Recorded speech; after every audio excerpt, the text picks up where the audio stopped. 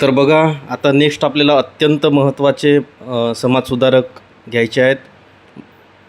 परीक्षेच्या दृष्टीने सुद्धा खूप महत्त्वाचे आहेत आणि आपल्या जीवनाशी सुद्धा, सामाजिक जीवनाच्या दृष्टीने सुद्धा खूपच महत्त्वाचे आहेत आणि यांच्या कार्यामुळेच आज आपल्याला खूप सारे फायदे होत आहेत. तर महात्मा ज्योतिबा फुले 1827 ते 1890 यांचा जन्म बघा 11 एप्रिल 1827 ला पुणे येथे झाला. तारीख काय? तारीख यांची संपूर्ण तारीख लक्षात ठेवायची, कारण अत्यंत महत्त्वाचं असं व्यक्तिमत्व आहे आणि परीक्षेवरती यांच्यावरती प्रश्न विचारले जातात. ठीक आहे, त्याच्यामुळे तारीख तुम्ही अवश्य लक्षात ठेवा. 11 एप्रिल 1827 पुणे येथे. त्यांच्या आईचे नाव चिवनाबाई होते. 1848 पुणे येथे मुलींसाठी पहिली शाळा त्यांनी सुरू केली. बघा, इथे मी तुम्हाला फक्त मुद्देसूद इथं माहिती देत आहे तुम्हाला, कारण की बाकी पुस्तकामध्ये इतर जास्तच असं डिस्क्रिप्शन केलेलं असतं की त्यांना मुलींच्या शिक्षणाविषयी आस्था होती, दलितांच्या प्रश्नाविषयी त्यांना कळवळा होता इत्यादी असं तिथे लिहिलेलं असतं. तर ते ज्या अर्थी त्यांनी मुलींसाठी शाळा काढल्या म्हणजे मुलींच्या शिक्षणाविषयी त्यांना आस्था होती हे ओघाने झाले. ठीक आहे, तर त्यामुळे मी इथं तुम्हाला परीक्षेच्या दृष्टीने लक्षात ठेवण्यासाठी अत्यंत महत्त्वाची माहिती, फक्त मुद्देसूद ते मी इथे देत आहे. ठीक आहे, तर यांचे कार्य आपण बघू. 1848 पुणे येथे मुलींसाठी पहिली शाळा त्यांनी स्थापन केली. नंतर त्याच्यानंतर 4 वर्षांनी 1852 दलितांसाठी पहिली शाळा. तर हे लक्षात ठेवा, 1848 मुलींसाठी पहिली शाळा आणि 1852 दलितांसाठी पहिली शाळा. त्यांनी विधवा पुनर्विवाहाला चालना दिली आणि 1864 पुण्यात एक पुनर्विवाह घडवून आणला.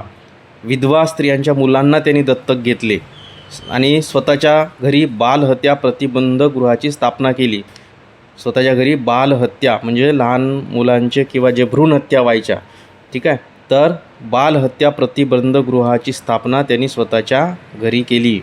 नंतर बघा, अस्पृश्यता हा मानव जातीला कलंक आहे असे ते मानत स्वतःच्या घरातील पिण्याच्या पाण्याचा हौद त्यांनी अस्पृश्यांसाठी खुला केला. नंतर बघा, महात्मा फुले यांचे शेतकऱ्यांसाठीचे कार्य. तर शेतकऱ्याचा आसूड या ग्रंथात त्यांनी शेतकऱ्यांचे विदारक चित्र मांडले. शेतकऱ्याचे त्या काळचे जे काही प्रश्न होते त्याविषयी त्यांना प्रचंड आस्था होती आणि त्यामुळे शेतकऱ्यांच्या प्रश्नांना वाचा फोडण्यासाठी त्यांनी एक ग्रंथ लिहिला, शेतकऱ्यांचा असूड. काय आहे तो? शेतकऱ्यांचा असूड. मी तिथं आसूड लिहिलं होतं, परंतु तो काय आहे? असूड आहे, शेतकऱ्यांचा असूड. तर या ग्रंथामध्ये त्यांनी शेतकऱ्यांचे विदारक चित्र मांडले. नंतर शेतकऱ्यांची स्थिती सुधारण्यासाठी शिक्षण, वसतिगृह, सिंचन, धरणे, तलाव, विहिरी यासारखे अनेक उपाय त्यांनी सुचवले. नंतर बघा, 1888 व्हिक्टोरिया राणीच्या चिरंजीवाच्या कार्यक्रमात म्हणजे व्हिक्टोरिया राणीच्या मुलाच्या कार्यक्रमामध्ये जो भारतामध्ये झाला होता, शेतकऱ्यांचे प्रतिनिधी म्हणून पारंपरिक पोशाखात उपस्थित राहून शेतकऱ्यांचे गाऱ्हाणे मांडले. म्हणजे बघा, व्हिक्टोरिया राणीचा तो मुलाचा समारंभ होता.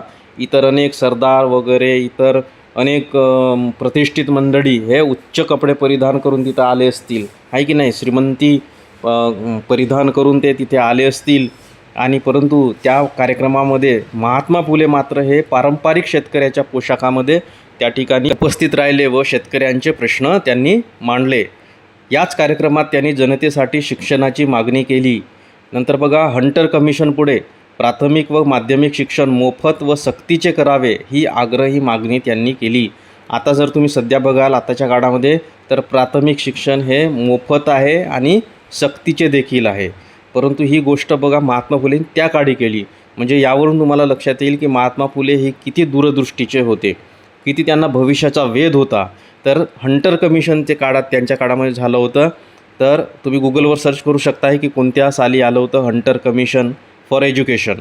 ठीक आहे, तर त्यांच्यापुढे त्यांनी प्राथमिक आणि माध्यमिक शिक्षण हे मोफत असलं पाहिजे आणि ते सक्तीचे असलं पाहिजे ही आग्रही मागणी त्यांनी त्या काळामध्ये केली होती.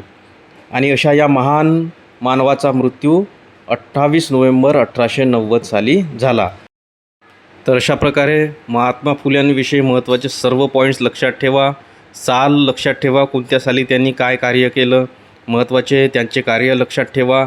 त्यांचे ग्रंथ लक्षात ठेवा. काही ग्रंथांची नावं इथं दिलेली नाही आहेत. आणखी त्यांनी एक ग्रंथ लिहिला होता इशारा नावाचा. ठीक आहे, पुन्हा ब्राह्मणांचे कसब हा एक ग्रंथ लिहिला. आणि हा शेतकऱ्याचा असूड हे त्यांचे काही प्रसिद्ध ग्रंथ आहेत. ठीक आहे. तर अशा प्रकारे महत्त्वाचे सर्व कार्य महात्मा ज्योतिबा फुले यांचे लक्षात ठेवा. परीक्षा दृष्टीने अत्यंत महत्त्वाचं आहे. आणखी एक पुस्तक आहे रे, महात्मा फुले यांनी शिवाजीचा पोवाडा हे शिवाजी महाराजांच्या चरित्रावरील पहिले आधुनिक व प्रदीर्घ मराठी काव्य आहे. बघा, शिवाजी महाराजांच्या चरित्रावरील पहिले आधुनिक काव्य हे महात्मा फुलेंनी लिहिले आणि ते प्रदीर्घ असं मराठी काव्य आहे.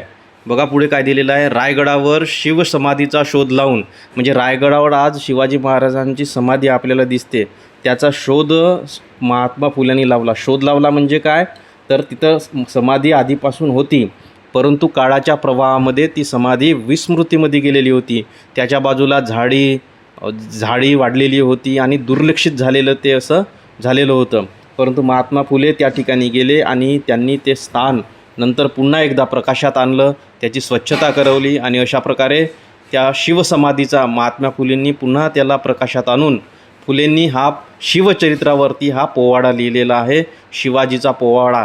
आणि यामध्ये त्यांनी महाराजांचे वर्णन कुळवाडी भूषण आणि जाणता राजा असे त्यांनी केलेलं आहे आणि शेतकऱ्याचा कैवारी म्हणून शिवाजी महाराजांचा त्यांनी उल्लेख केलेला आहे. तशा प्रकारे मित्रांनो, आणखी महात्मा फुलेंच्यावर किंवा इतर समाजसुधारकावर देखील आपण डिटेलमध्ये अजून माहिती बघणार आहोत. ही फक्त तुम्हाला एक तोंड ओळख आहे. अत्यंत महत्त्वाच्या गोष्टी इथं सांगण्याचा प्रयत्न केला जात आहे आणि डिटेलमध्ये आपण पुढे बघणारच आहोत. मोठ्या पुस्तकामधून आपण अधिकची माहिती समाजसुधारकांविषयी घेणारच आहोत. परंतु पहिल्यांदा तुमच्या इथं पाया घालण्याचं काम केल्या जात आहे. तर ही माहिती सर्वांनी तुम्ही ग्रहण करा, माझ्यासोबत अभ्यास करा, छान अभ्यास करा, अभ्यासामध्ये राहा आणि नंतर आपण डिटेलमध्ये या गोष्टी बघणारच आहोत. तुम्हा सर्वांना खूप खूप शुभेच्छा. छान अभ्यास करा. All the best.